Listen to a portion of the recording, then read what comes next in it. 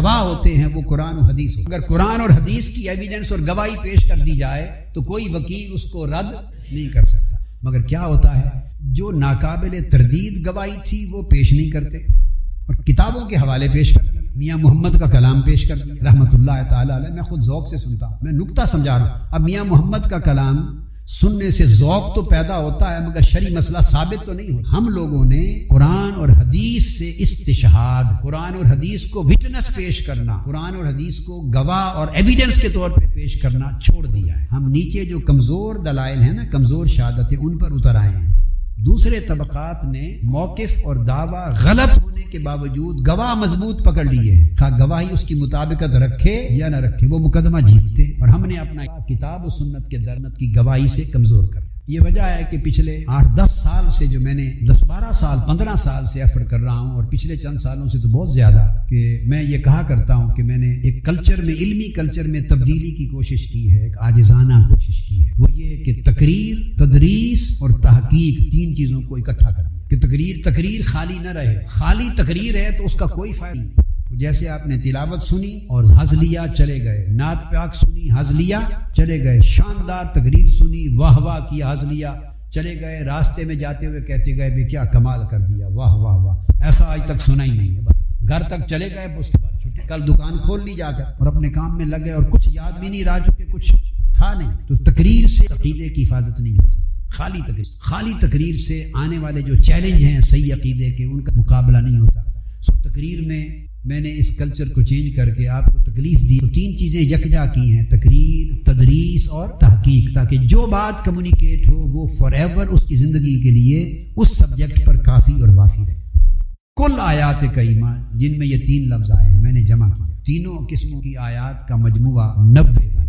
90 آیات کریمہ ہیں قرآن مجید میں جن میں لفظ ولایت، لفظ اولیاء اور لفظ ولی آیا ہے۔ جب میں 90 آیات کو گنتی کر چکا تو میرا ذہن گیا کہ سیدنا غوث الاعظم رضی اللہ تعالیٰ عنہ کی عمر بھی 90 برس ہوئی۔ اس کو علم الاشارات کہتے ہیں۔ کسی کے لیے حجت نہیں ہوتا کوئی دلیل کہ کوئی یہ نہ مانے تو اس کی مرضی کو، علم الاشارات ہے جس کو اللہ نے ذوق لطیف دیا ہے، یہ اس کے کام آتی ہے، کیونکہ ولایت ابتدا ہے آپ تمام اولیاء کے کمالات، اولیاء وہ آپ کی ذات، اور ایک ایسے ولی بنے جو کائنات ولایت میں فرد اعظم ہے، ولی بنے۔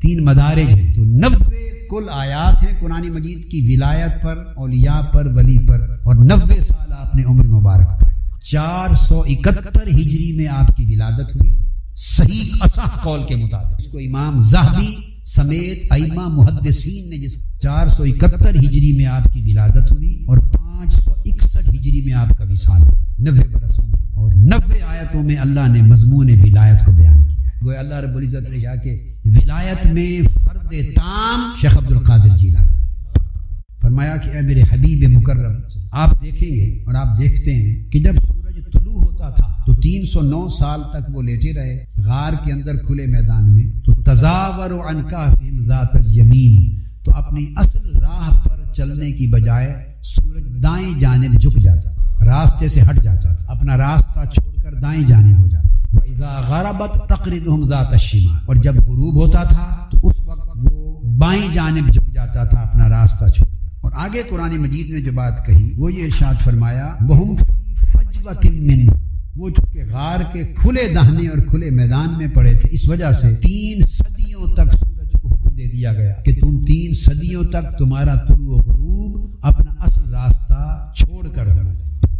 اس غار میں لیٹے ہوئے میرے اولیاء اور میرے دوستوں کے جسموں کو تکلیف نہ ہو، تپش نہ پہنچے، یہ وہ قرآن مجید نے بنیادی بات کہی۔ بعض اوقات ذہنوں میں یہ خیال آتا ہے، بعض ذہنوں میں، اب میں علمی بات کرنا چاہتا ہوں، یہ کوئی کرامت نہیں تھی، شاید سورج کا راستہ ہی ایسے ہو، طلوع ہو کے سورج اس طرح گزرتا ہو کہ وہ آٹومیٹیکلی اس دہنے سے دائیں طرف جھک جاتا ہو، اور غروب ہوتے ہوئے آٹومیٹیکلی اس کی ڈائریکشن ہی یہ ہو کہ وہ بائیں جانب جھک جاتا ہو۔ تو خاص 309 سال تک سورج راستے سے ہٹ کر دائیں بائیں جانب ان کی خاطر نہیں جھکتا رہا، بلکہ اس کا راستہ ہی یہی تھا۔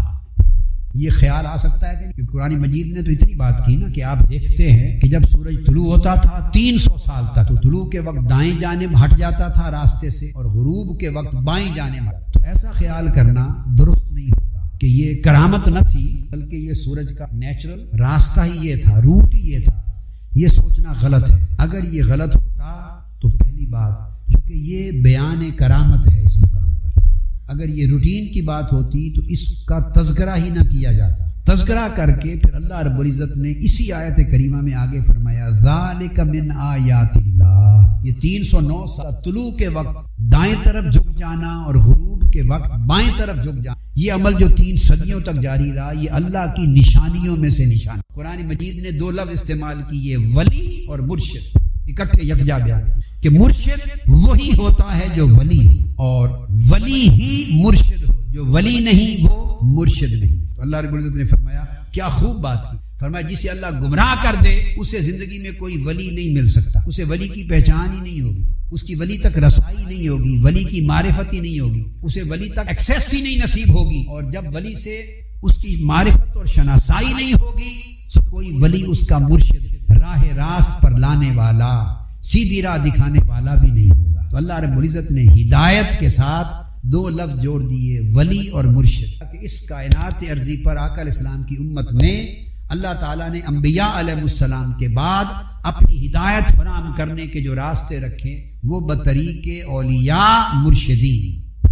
امام فخر الدین الکبیر اور امام قرطبی کی تفسیر القرطبی کہ جب کتا ان پیچھے دوڑا، جب یہ غار کی طرف جا رہے تھے تو انہوں نے اس کو پتھر مارے اور کتے کو بھگانا چاہا. کتا ان کا اپنا نہیں تھا، راستے میں ان کے ساتھ ہو گیا. اب انہوں نے دیکھا کہ ہمارا تربیت یافتہ تو ہے نہیں، راستے میں ہمارے پیچھے لگ گیا ہے، کتے کا کام ہے بھونکنا، ہم چھپ کر غاصب ظالم کافر بادشاہ کے جبر و تشدد سے چھپ کر اندر لیٹیں گے، پناہ لے رہے ہیں. کتا باہر بھونکے گا، اس کو بھوک لگے گی، پیاس لگے گی، دھوپ ہوگی، اس کو کھانے کا نہیں ملے گا، یہ بھونکے گا، اس نے بھونکنا ہی ہے. تو اس کے بھونکنے سے ہمارے دشمنوں کو خبر ہو جائے گی ہماری. اب یہ واقعہ کسی کتاب کا نہیں ہے، یہ قرآن مجید کا واقعہ ہے، یہ سیف الملوک کا نہیں ہے، قرآن مجید کا واقعہ. امام فخر الدین رازی اور امام قرطبی اور دیگر ائمہ تفسیر نے تصریحاً اسے بیان کی کہ جب انہوں نے پتھر مارے تو کتے نے عرض کیا باری تعالیٰ زبان حال سے کہ مجھے زبان عطا کر دے، میں ان کو جواب دوں. اللہ رب العزت نے کتے کو زبان عطا کی تو کتا اپنے کے 2 پاؤں زمین پہ رکھ کے کھڑے کر کے کھڑا ہو گیا اور اس نے پوچھا تم مجھے پتھر کیوں مارتے ہو؟ انہوں نے جواب دیا کہ تو کتا ہے، تو بھونکے گا اور دشمنوں کو ہماری خبر ہو جائے گی، ہم تمہیں بھگانا چاہتے ہیں. اس نے کہا مجھے بھگاؤ نہیں، میں کتا ضرور ہوں مگر بھونکنے والا نہیں ہوں. تو پتہ چلا کئی کتے بھی ایسے ہوتے تھے جو نہیں بھونکتے تھے، نسل کی بات ہے. تو کتا ہے نہیں بھونکتا کیا ہے؟ اس نے کہا وجہ یہ ہے اس لیے نہیں بھونکتا. یہ کلمات ائمہ تفسیر نے بیان کیے جو میں نے کوٹ کیے ریفرنس. فرمایا انی احب اولیاء اللہ والصالحین، خدا کی قسم میں اولیاء اللہ اور صالحین سے محبت کرتا ہوں. محبت، متابعت اور استقامت تینوں کو یکجا کیے بغیر میں نے کسی کا بیڑا پار ہوتے نہیں دیکھا، اور نہ کسی نے بیڑے پار کرنے کی اس طرح بات آج تک کی ہے.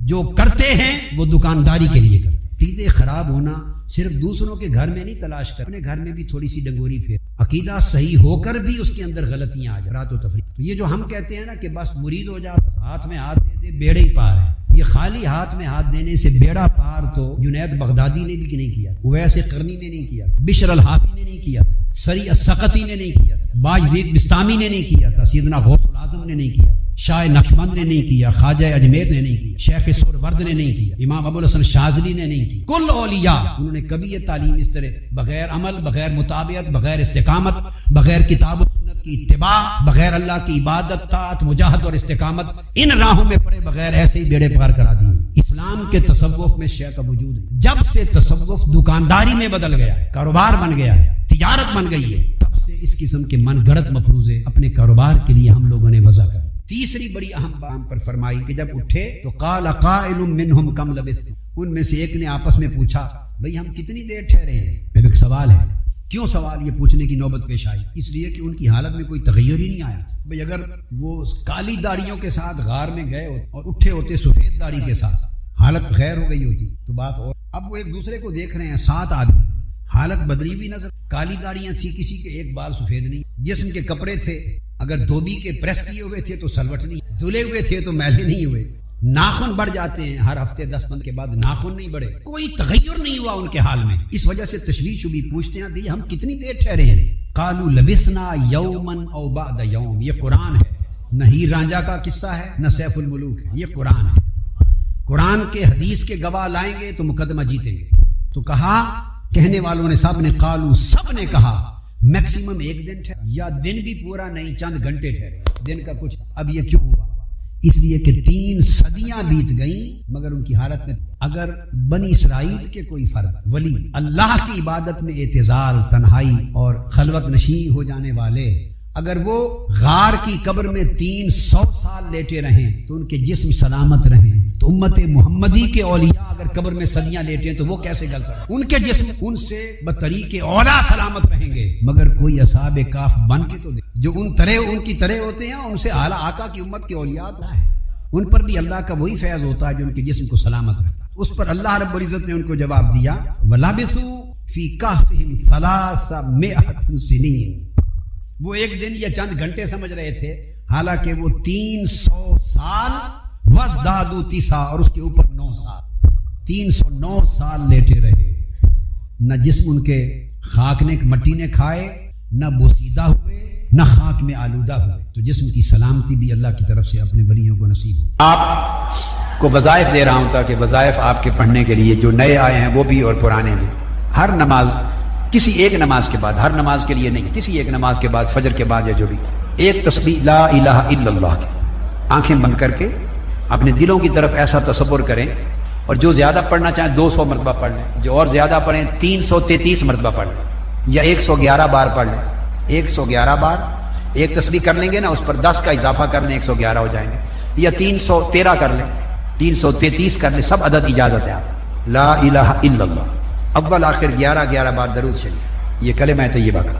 جب ختم کریں وظیفہ تو اینڈ پر محمد رسول اللہ کہنا، ایک بار، صرف اینڈ پر ایک بار محمد رسول اللہ اینڈ پر. یہ سب کو پڑھنے کی تاکید ہے، ساروں کو. ایک تو کلمہ طیبہ کا وظیفہ، دوسرا کم سے کم ایک تسبیح درود پاک کی، زیادہ کی حد نہیں ہے، جتنا پڑھ سکتے.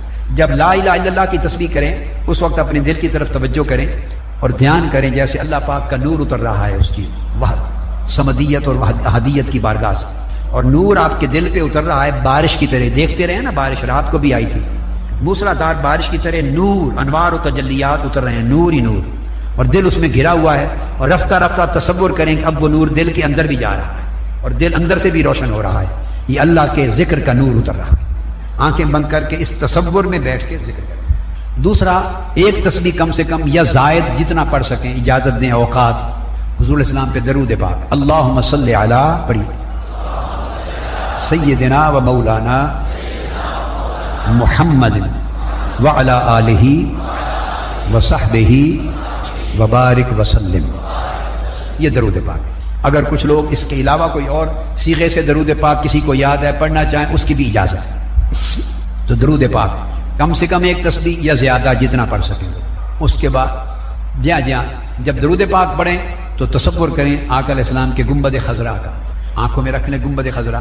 اور اگر کسی کا تصور جالی مبارک کا قائم ہو سکتا ہے تو جالی مبارک کا کر لیں. سامنے مواجہ شریف کے کھڑے ہیں، جالی مبارک کا قائم نہیں ہوتا تو گنبد خضرا تو ہر کوئی دیکھتا ہے نا تصویر، تو گنبد خضرا کا تصور کر لیں. سب گنبد خضرا، جالی مبارک، قبر انور سے آقا کے انوار و تجلیات ہی نکلتی، تو آقا کا تصور کر کے گنبد خضرا کا حاضری کا درود پاک. تیسری تسبیح استغفار، استغفر اللہ العظیم الذی لا الہ الا ھو الحی القیوم واتوب الیہ. یہ استغفار 100 مرتبہ ایک تسبیح. یہ 3 ہو گئی. اس کے بعد کوئی پریشانی ہو، رزق میں تنگی ہے، کاروبار میں تنگی ہے، مشکل اوقات ہیں، اس قسم کی چیزوں کے لیے سورہ لإلاف قریش 11 مرتبہ، پھر 11 مرتبہ سورہ الماعون ارأیت الذی یکذب بالدین، پھر 11 مرتبہ انا اعطیناک الکوثر. خوف ہو، غم ہو، پریشانی ہو، رزق میں کمی ہو، جاب کا مسئلہ ہو، کاروبار میں برکت کا ہو، ان تمام امور کے لیے یہ 3 صورتیں اکٹھی ہیں. ان کو 11 بار پڑھنا ہے. اول آخر 3 بار درود شریف 11 بار پڑھیں. ٹائم کی اجازت ہے آپ کو، ایک ٹائم بنا لیں جو آپ کو سہولت ہو.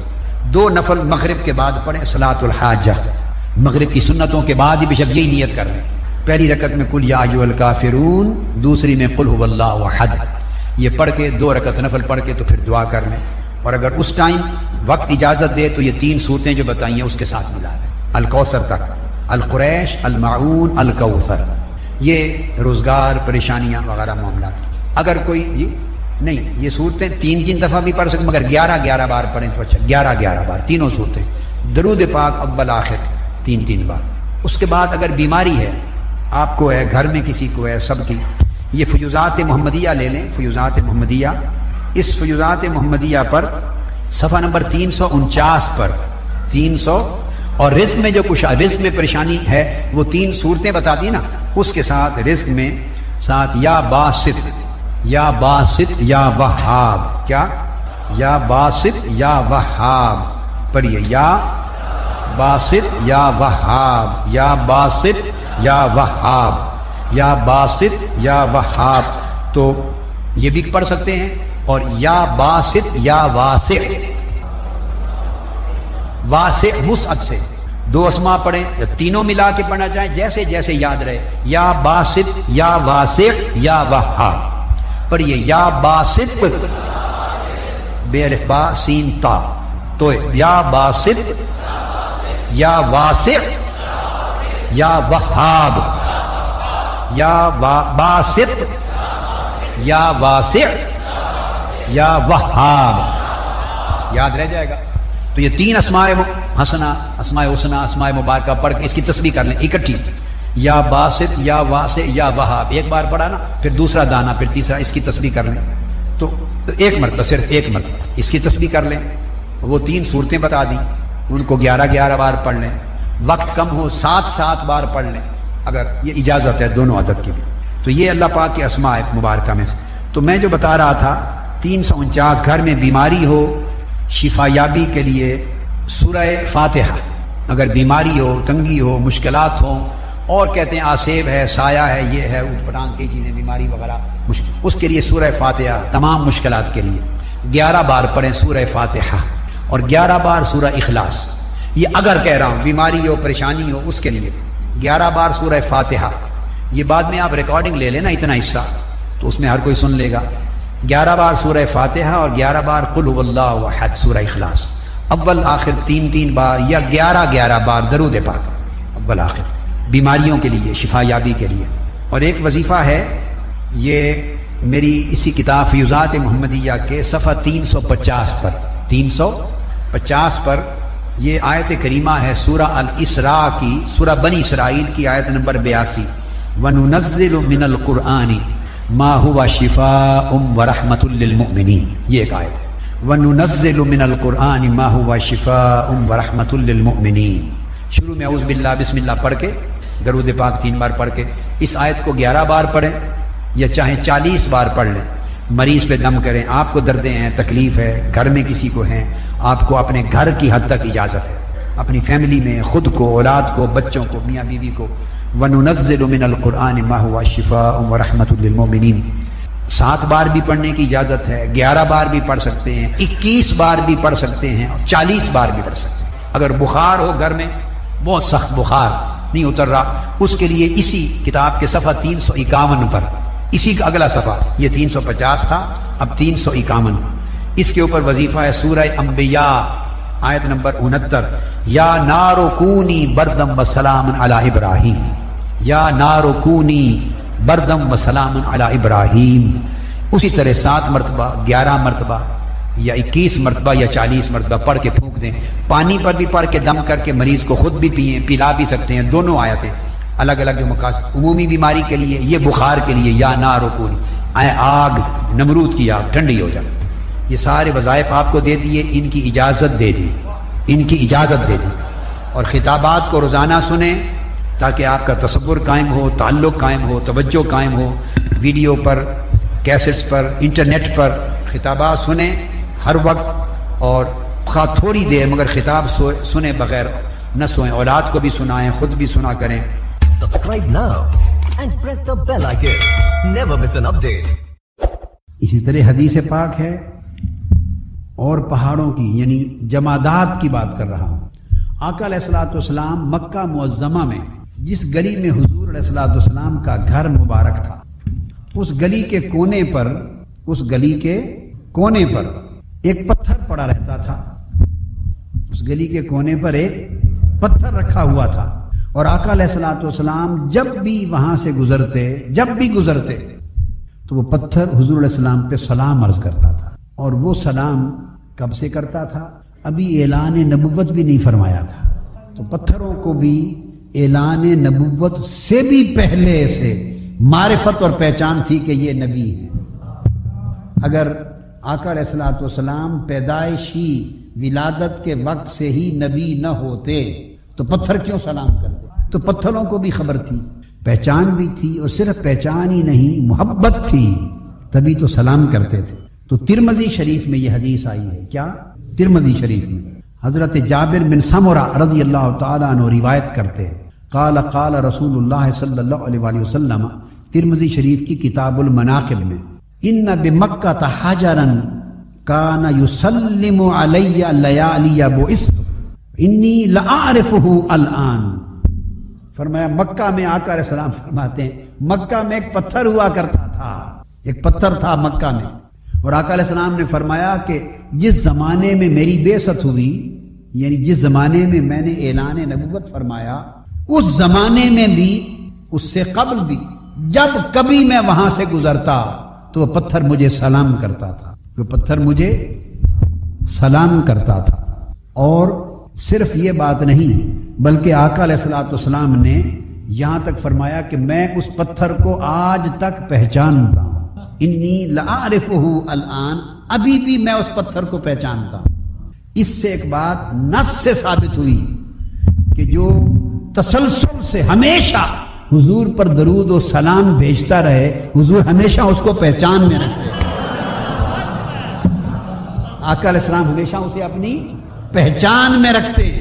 اب سوال پیدا ہوتا ہے، آپ نے تو اللہ نے توفیق دی، جتنی توفیق دی پہچانا قدر مصطفیٰ کو صلی اللہ علیہ وآلہ وسلم کو، اور عمر بھر آقا علیہ السلام پر درود و سلام پڑھتے رہے، تھوڑا سا گویا معرفت محمدی کا حق ادا کرتے رہے، معرفت قدر مصطفیٰ کا، معرفت عظمت مصطفیٰ کا، محبت مصطفیٰ کا حق ادا کرتے رہے جتنا ہو سکا، کہ حضور پر مسلسل درود و سلام پڑھتے رہے اس پتھر کی طرح.